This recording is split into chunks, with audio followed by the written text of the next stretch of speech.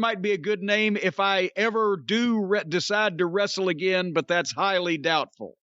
Basically, which is an easy thing to say when no one wants to hire you. I was about to say the one thing we said was the only person of all these releases that there would be absolutely no interest in whatsoever from the independents would be Nia Jax.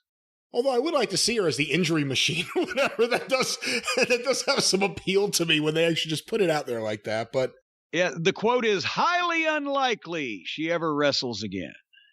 All right. Well, with that, on that good news, the drive-thru is closed. Let's get out while we can. Do you hear that? You hear all the women in the business cheering right now? Yes, yes.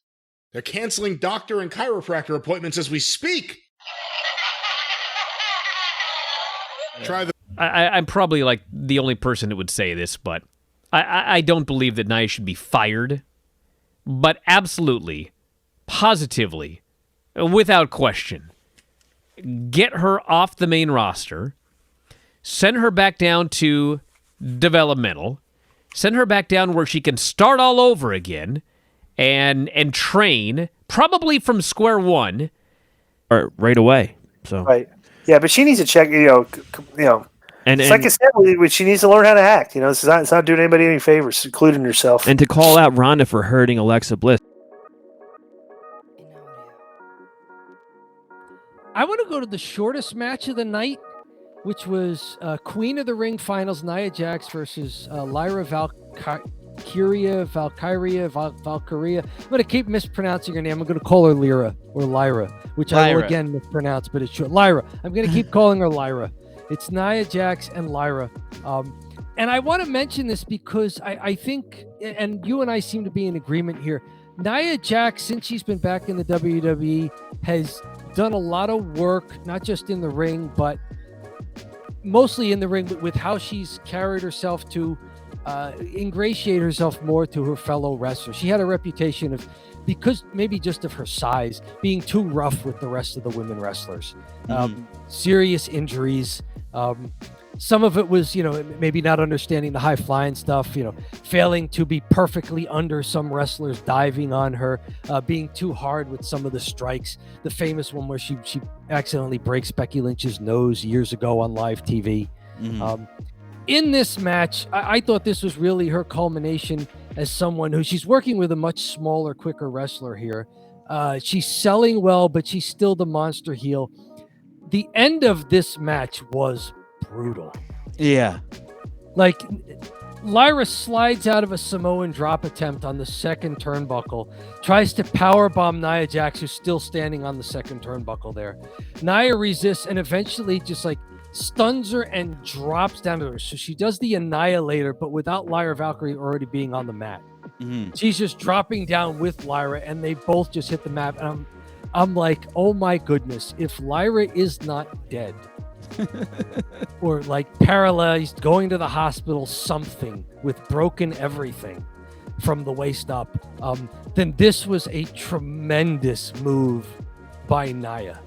Because it looked brutal. And if that's where she is, where she can now be that big monster wrestler, and she's in there with a much smaller wrestler, and the other wrestler is protected. This shows how much Nia has improved.